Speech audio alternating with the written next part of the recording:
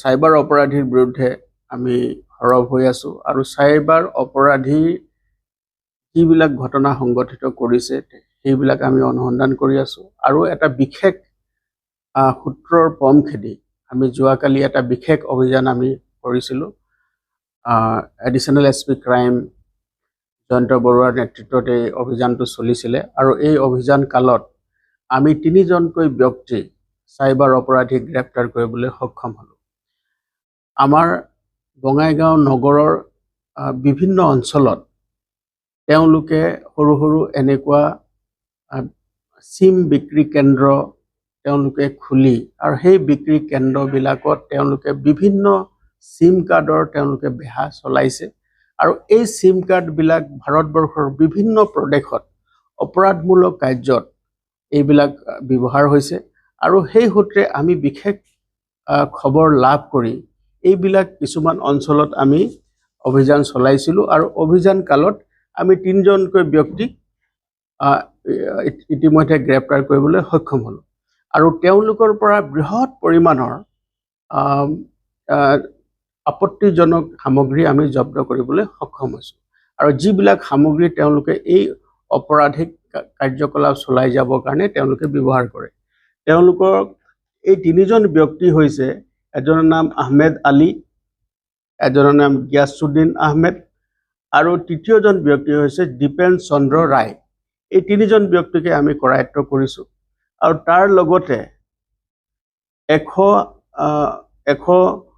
139টা আমি সিম কাৰ্ড আৰু 39টা আধাৰ কাৰ্ড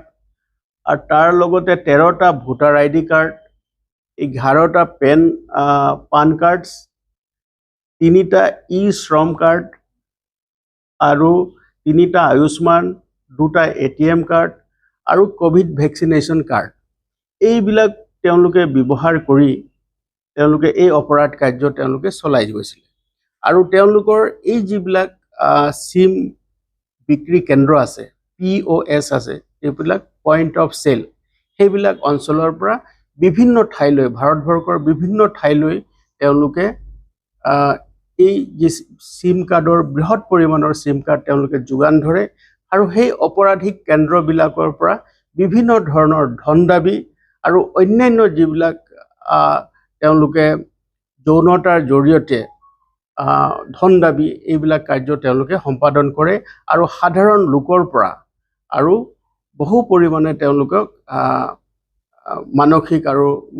নিৰ্যাতন চলাই তেওঁলোকক আৰ্থিকভাৱে তেওঁলোকক জুৰুলা কৰে। এই ধৰণৰ কিছুমান অপৰাধিক কাৰ্য বিভিন্ন অঞ্চলত হৈ আছে, গতিকে আমি সেইবিলাকৰ ওপৰত সৰব হৈ আছো আৰু এই যি অপৰাধী চক্ৰ আছে তেওঁলোকৰ যিটো নেটৱৰ্ক আছে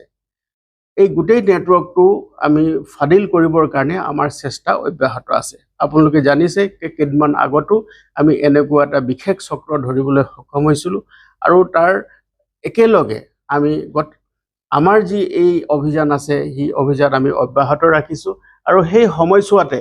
আমি বিভিন্ন ধৰণৰ তেওঁলোকৰ যি অপৰাধিক কাৰ্য চলাই আছে যিবিলাক আমি তথ্য লাভ কৰিছোঁ সেইবিলাকৰো আমি ভেৰিফিকেশ্যন বা সেইবিলাকৰ সত্যাপনৰ কাম কাজ আমি ইতিমধ্যে চলাই ৰাখিছোঁ আৰু অনাগত দিনত সেইবিলাকৰ হয়তো আৰু অধিক তথ্য লাভ কৰিলে আমি আৰু বহুত সংখ্যক লোকক গ্ৰেপ্তাৰ কৰিবলৈ সক্ষম হ'ম আৰু এই যিখিনি আমি সামগ্ৰী লাভ কৰিলোঁ আৰু যিখিনি আমি তেওঁলোকক সোধপোছ কৰি গম পালোঁ তাৰ পাছত আমি এটা বঙাইগাঁও সদৰ থানাত এটা মোকৰ্দমা আমি ৰুজু কৰিছোঁ আৰু ৰুজু কৰি আমি তেওঁলোকৰ বিৰুদ্ধে অপৰাধিক কাৰ্যকলাপৰ বিৰুদ্ধে আমি মাননীয় আদালতত তেওঁলোকক আমি প্ৰেৰণ কৰিছোঁ আৰু এতিয়া এই যিটো আমাৰ যি অপৰাধিক চাইবাৰ চক্ৰ আছে তেওঁলোকৰ বিৰুদ্ধে যি কঠোৰতম আইনগত ব্যৱস্থা ল'বৰ কাৰণে আমি বৰ্তমানো তৎপৰ হৈ আছোঁ আৰু তেওঁলোকে যাতে কঠোৰতম তেওঁলোকৰ শাস্তি হয় তাৰ কাৰণেও আমি বৰ্তমান আমি তৎপৰ হৈ আছোঁ। গতিকে আমি আশা কৰিছোঁ যে খুব সোনকালে আমি এই যি তেওঁলোকৰ যিটো এটা কলা সাম্ৰাজ্য অপৰাধিক কলা সাম্ৰাজ্য চাইবাৰৰ যিটো অপৰাধিক কলা সাম্ৰাজ্য তেওঁলোকে চলাই আছে তেওঁলোকৰ বিৰুদ্ধে আমি অধিক কাৰ্যক্ষম হৈ তেওঁলোকৰ বিৰুদ্ধে আমি কাৰ্যব্যৱস্থা গ্ৰহণ কৰিব পাৰিম।